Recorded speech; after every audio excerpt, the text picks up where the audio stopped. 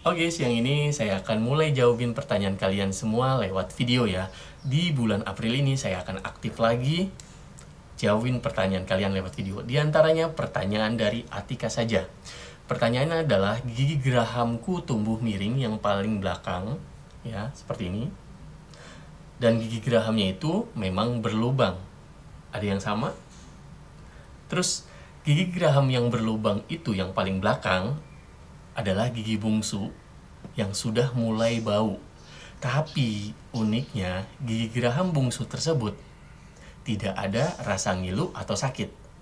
Nah, kalau misalkan ingin dicabut, apakah butuh ronsen dulu atau tidak? Nah, kurang lebih pertanyaannya seperti itu. Di video ini ada beberapa jawaban dari pertanyaan Atika saja. Baik, pertanyaan yang pertama jawabannya adalah gigi geraham miring itu seringkali berlubang. Karena apa? Karena gigi geraham yang miring tidak dapat terjangkau dari gerakan sikat gigi. Biasanya pasien-pasien yang saya sarankan justru punya dua sikat gigi. Satu sikat gigi dewasa dan yang kedua adalah sikat gigi anak. Fungsinya untuk apa? Supaya menjangkau di bagian belakang gigi yang miring ini. Awalnya gigi yang miring ini tidak berlubang. Tapi lama-kelamaan sisa makanan nempel semua di situ. Sikat gigi tidak menjangkau. Akhirnya ada proses karies di situ. Proses karies berlanjut, jadinya giginya berlubang. Proses berlubang terus berlanjut, sisa makanan sering menempel pada bagian belakang dong. Nah, disitulah biasanya bau mulut terjadi. Sisa makanan yang menempel lama bagian belakang ini, giginya miring ini akan terus menumpuk di situ yang nantinya bercampur dengan saliva atau air ludah. Jelas itu jadinya halitosis atau bau mulut. Nah, bau mulut terjadi bisa dari karena gigi berlubang tersebut atau memang sisa makanan yang masih menempel yang tidak terjangkau pada saat kalian menyikat gigi. Nah, itu jawabannya ya. Kenapa gigi paling belakang itu udah mulai bau.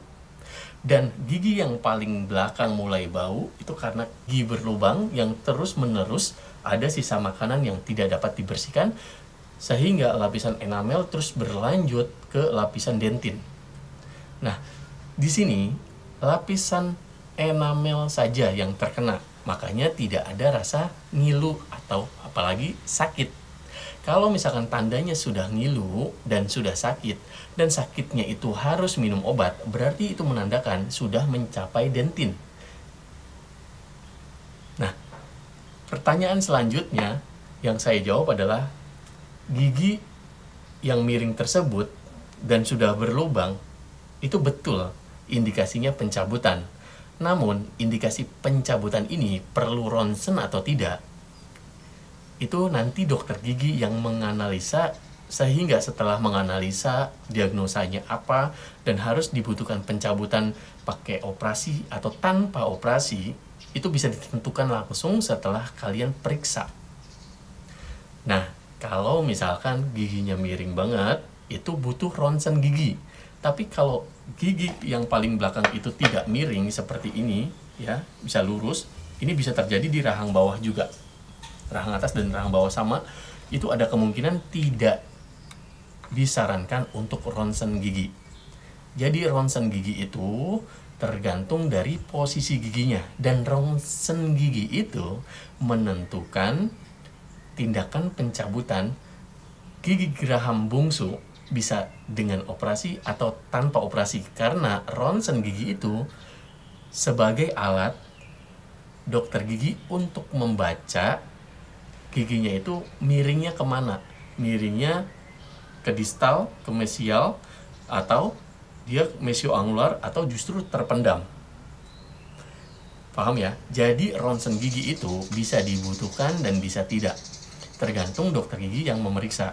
Saat ini saya belum tahu keadaan aslinya, keadaan nyatanya dari akun Atika saja ini. Nah, setelah saya periksa, mungkin dokter gigi akan bisa menganalisa tuh, ini harus dironsen dulu, atau ini memang bisa langsung dicabut mbak, karena ada kegoyahan. Kita kan nggak tahu kegoyahan atau tidak dari keluhan utama gigi geraham bungsu yang berlubang itu. Tapi saran saya, cepat datang ke dokter gigi untuk diperiksakan sesegera mungkin, bukan hanya takut bau mulut saja. Tapi gigi ini yang terus-menerus terjadi penumpukan sisa makanan, maka akan terus berlanjut proses kariesnya. Karies terus berlanjut, jadinya ada radang di bawah akar gigi, yang nantinya tidak ada pilihan selain operasi. Begitu ya, mungkin bisa dipahamin.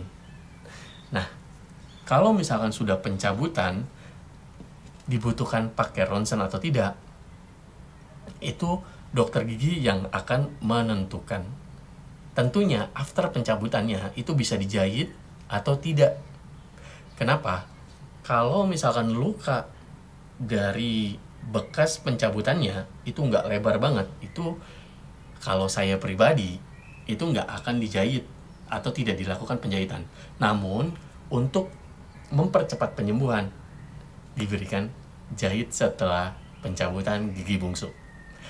Ya, semoga jawaban ini bermanfaat, terutama buat Atika saja. Bagi yang masih belum jelas, silakan isi di kolom komentar. Jangan lupa save video ini, share video ini, karena teman-teman yang lain akan merasakan hal yang sama. Oke, Dokter Gigi Wawan undur diri, sampai jumpa di video selanjutnya. See you.